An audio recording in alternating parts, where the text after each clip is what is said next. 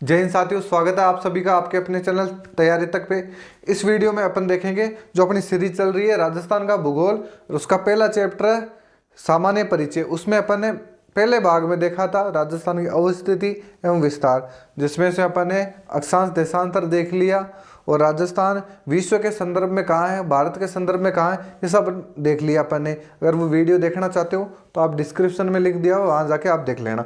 और ये अपना दूसरा पार्ट है, तो वीडियो नंबर 2 है ये, और यही सामान्य परिचय की में चलेगा।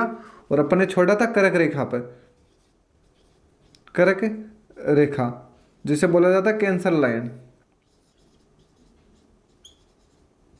Cancer line. तो इसमें अपन देखेंगे सबसे पहले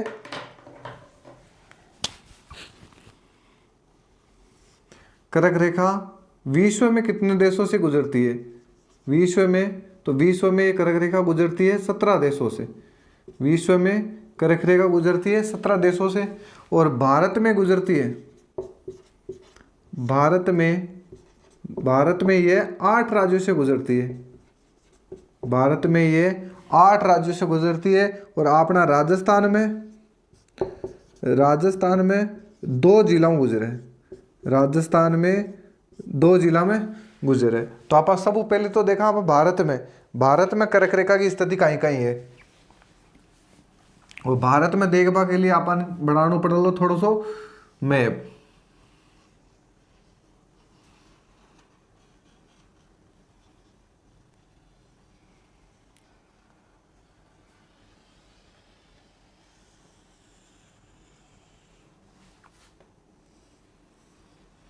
पूछे देखो 18, तो ध्यान रखना 17 देशों में, और राजस्थान आप बाद में पढ़ डाला। जो पहले देख ला आप भारत में कर्क रेखा की स्थिति। तो भारत में कर्क रेखा देखो वो अपनो राजस्थान आ गो अठीनू, थोड़ा सो ये ऐसे निकलेगा।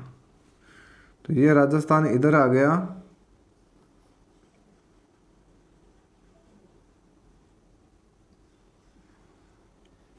या तो कर्क रेखा इधर से जाती है अपने ऐसे, ये होगी कर्क रेखा।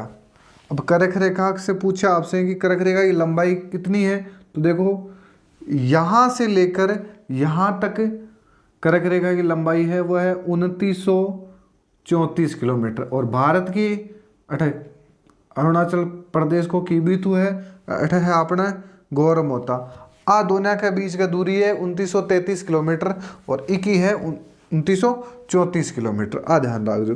फिर आपने पूछे कि कितना राज्य है कर्क रेखा पर, 8 राज्य। अब है कौन सा, तो देखो वो कौन सा है, वो है गुजरात।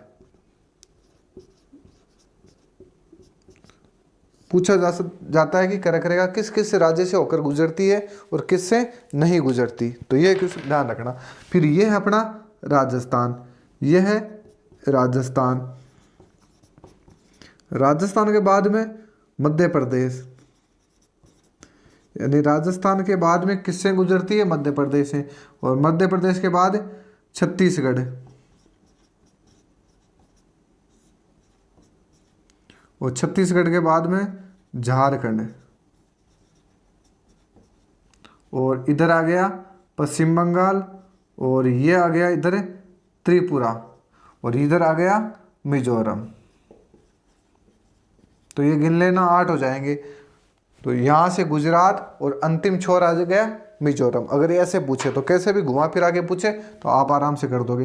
फिर पूछेगा कि कर्क रेखा की सर्वाधिक लंबाई, कर्क रेखा की सर्वाधिक लंबाई, कर्क रेखा की सर्वाधिक लंबाई है तो वह है मध्य प्रदेश में। और सबसे कम लंबाई है वह है त्रिपुरा में। तो आप यहाँ तक आराम से बता सकते हो, आप स्क्रीनशॉट ले लो कि कर्क रेखा की लंबाई। अब देखो ट्रिक से अगर आपको देखना है, क्योंकि आजकल ट्रिक ज़्यादा चल है, तो ट्रिक के हिसाब से ध्यान रखियो कि राम जी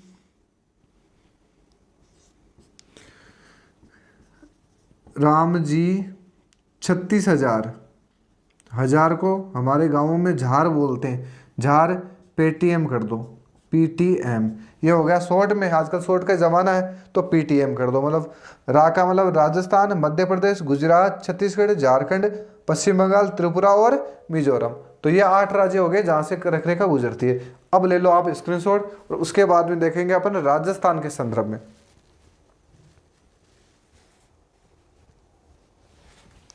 तो अब देखते हैं अपन राजस्थान में कर्क रेखा, राजस्थान में कर्क रेखा।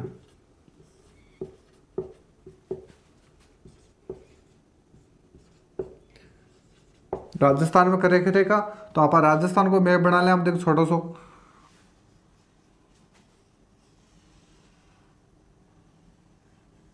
ये 12 हो गया, ये झालावाड़ हो गया, इधर वापस घूम जाओ कोटा से होते हुए और इधर आ जाओ, ये हो गया आपका बांसवाड़ा से होते हुए इधर से, ये जैसलमेर हो गया।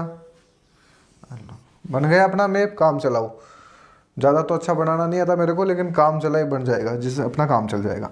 अब देखो ये आपकी कर्क रेखा है और ये अपना अक्षांश यहाँ से शुरू होता है 23 डिग्री 3 मिनट से, और आपको बताया मैंने पहले वाले वीडियो में कि 23 डिग्री यानी 23.5 डिग्री 30 मिनट मान लो उत्तरी अक्षांश रेखा, उत्तरी अक्षांश रेखा है ये कौन सी रेखा है? 23.5 डिग्री उत्तरी अक्षांश रेखा है और इसे ही बोला जाता है कर्क रेखा, इसे ही बोला जाता है कर्क रेखा। और इसके नीचे वाली जो रेखा है वो 0 डिग्री अक्षांश रेखा है और उससे नीचे वो दक्षिणी अक्षांश है 23.5 डिग्री, वो मकर रेखा है। तो ये हो गया। अब देखो ये कितने जिलों से होकर गुजरती है? तो ये है 2 जिलों से होकर गुजरती है। ये तो हो गया बांसवाड़ा, ये तो है आपका बांसवाड़ा। तो आपसे पूछे कि कर्क रेखा किस किस राज्य से होकर जिलों से होकर गुजरती है, तो बांसवाड़ा व डूंगरपुर। अब मेरे को ये बताओ कि जो आपसे क्वेश्चन कोई कर ले कि कर्क रेखा किस जिले के मध्य से होकर गुजरती है, तो ये बांसवाड़ा के मध्य से होकर गुजरती है और डूंगरपुर के दक्षिणी, यहाँ ये चीखली गांव है, चीखली गांव से गुजरती है और ये बांसवाड़ा के मध्य से होकर गुजरती है कुशलगढ़ तहसील से, ये भी ध्यान रखना। अब आपसे पूछे कि राजस्थान का अधिकांश हिस्सा कहाँ है, कर्क रेखा के दक्षिण में या उत्तर में, तो आप बता दोगे कि ये कर्क रेखा इसके उत्तर में है अधिकांश भाग। फिर पूछे कि कर्क रेखा के सर्वाधिक नजदीक जिला मुख्यालय, नजदीक जिला मुख्यालय कौन सा है भाई? तो नजदीक जिला मुख्यालय आपका बांसवाड़ा। और सबसे दूर पूछे तो दूर हो जाएगा गंगानगर। कर्क रेखा के सर्वाधिक दूर जिला मुख्यालय है वो गंगानगर, ये आपको बताना है। फिर आपसे पूछे कि कर्क रेखा के सर्वाधिक नजदीक शहर, तो देखो वो ये कुशलगढ़ और सबसे दूर है वो गंगानगर, तो यहाँ आप बता दोगे आराम से। फिर आपसे पूछे कि सूर्य की किरणों का सीधापन और तिरछापन, देखो कर्क रेखा सूर्य अठ चमक रहा है तो ये सोचो कि सीधो खट चमक सी, सीधो तो बांसवाड़ा में ही चमक सी, और जिया ऊपर जाए लो, मतलब जिया ऊपर जाएला किरणों का तिरछापन हो जाएगा। तो सबसे तिरछापन किरणों का पॉइंट डालना आपको भी नामकरण, कि राजस्थान का नामकरण कैसे हुआ। और राजस्थान को विभिन्न कालों में अलग अलग नामों से जाना गया है। तो देखो अपन पहले तो देखते हैं ऋग्वेद काल में, ऋग्वेद काल में राजस्थान को किस नाम से जाना जाता है? फिर रामायण काल में राजस्थान को किस नाम से जाना जाता है? तो ये थोड़ा सा देखना अपन को। तो ऋग्वेद में तो राजस्थान को ब्रह्मावत कहा है, ऋग्वेद में राजस्थान को क्या नाम दिया है? ब्रह्मावत। और रामायण में राजस्थान को मरुकांतर कहा है, रामायण में राजस्थान को क्या कहा है? मरुकांतर। और किसने कहा है? वाल्मीकि ने कहा है, वाल्मीकि ने कहा। रामायण में या रामायण काल में पूछे तो मरुकांतर दिया गया है, ऋग्वेद में राजस्थान को ब्रह्मावर्त कहा है और रामायण में किसने कहा? वाल्मीकि ने। और मरुस्थलीय प्रदेश ज्यादा होने के कारण इन्हें मरु प्रदेश भी कहा जाता है। तो यहाँ तक मेरे हिसाब से समझ में आ गया होगा। अब है बात आती है प्राचीनतम लिखित उल्लेख, प्राचीनतम लिखित उल्लेख।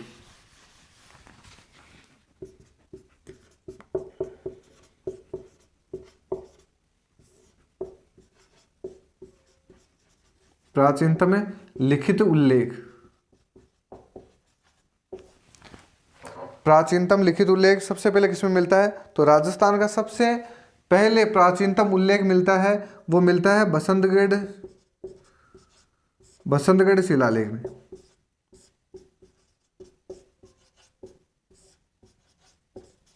अब आपसे पूछे कि राजस्थान का सबसे प्राचीनतम लिखित उल्लेख किसमें मिलता है? बसंतगढ़ शिलालेख में। अब अपन देखते हैं बसंतगढ़ शिलालेख कि बसंतगढ़ शिलालेख कहाँ का है और कब का है, और इस शिलालेख में क्या नाम प्रयुक्त हुआ है। तो इस बसंतगढ़ शिलालेख में राजस्थान के लिए राजस्थाना द्वितीय,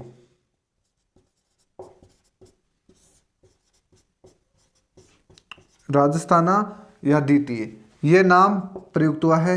और ये जो शिलालेख है ये कहाँ है? तो ये खीमल माता के मंदिर में लगा हुआ है जो कि सिरोही में है। जो बसंतगढ़ शिलालेख है ये कहाँ पे लगा हुआ है? खीमल माता के मंदिर में। और खीमल माता का मंदिर कहाँ है? सिरोही में। तो आपसे पूछ ले कि बसंतगढ़ का शिलालेख कहाँ से संबंधित है? सिरोही से संबंधित है। फिर आपसे पूछे कि ये है कब का? तो ये 625 ईस्वी का है। ये कब का है? 625 ईस्वी का है। और किस वंश के शासक के समय का है? तो ये चावड़ा वंश के शासक वर्मलात के समय का है। चावड़ा वंश के शासक